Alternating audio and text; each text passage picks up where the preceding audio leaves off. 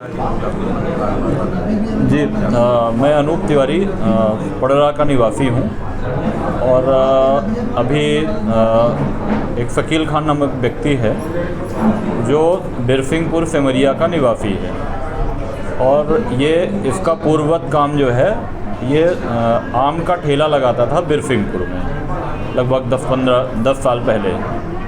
अब इसके बाद ये वहाँ पे गड़बड़ चीज़ें करके लोगों को लूट के और भागा अमरपाटन में इसने डायनेमो और बैटरी की दुकान खोली।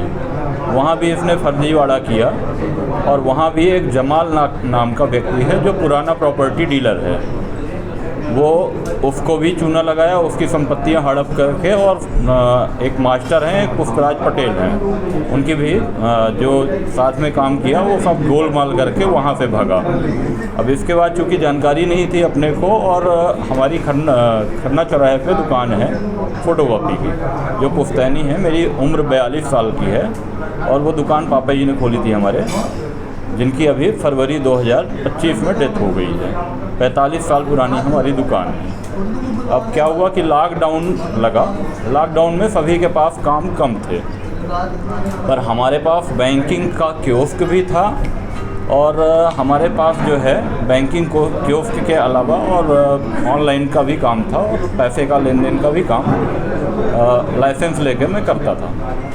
अब इसके बाद वहीं पे खन्ना चौराहे में लॉकडाउन लगा। खन्ना चौराहे में एक नज़ीर करके मिस्त्री हैं, क्योंकि लॉकडाउन में सभी के पास काम नहीं था और अधिकतम लोग बेरोज़गार थे, तो शकील खान, नज़ीर खान जो अभी रिसेंटली में उनके समधी भी बन गए हैं, दत्तक पुत्र के उनके। शकील खान ने 2 शादियाँ की हैं, जिसमें से दूसरी जो वाइफ है उनके लड़के हैं, उनसे नज़ीर खान के बच्ची की शादी हो रही है, तो वो सगे संबंधी हैं। अब इसके बाद क्या हुआ कि इन्होंने मिलवाया, इन्होंने बोला चूँकि क्या है कि इनकी इमेज ख़राब थी और पहले से लोग इनको जानते थे लगभग। तो बेला में हमने राजेश सिंह तिवारी जो मंत्री जी के ससुराल पक्ष से हैं और हमारे चाचा हैं, उनकी ज़मीन हमने दिलवाई। इनको वो ज़मीन नहीं दे रहे थे। इसके बाद हमने इनको ज़मीन दिलाई। ज़मीन दिलाने के बाद वहाँ भी इन्होंने घाल-मेल उनके साथ भी किया। ऐसे करते रहे, फिर बीच में विवाद भी हुआ।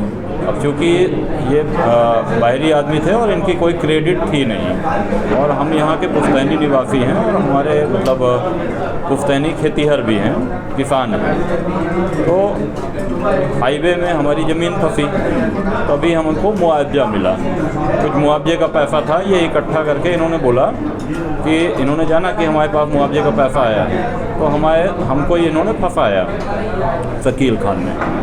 तो मुआवजे का पैसा था तो इन्होंने बोला कि आप हमारे साथ लगा दो, है ना, और बाकी हमारे पास जो हमने जीवन में कमाया था और पापा की कुछ पूंजी थी वो हमने लेके इनके साथ व्यवसाय शुरू किया, इस हैसियत से कि भाई ये व्यापार में भी अपन कर रहे हैं और कुछ अपने को ठीक है फ़ायदा भी होगा।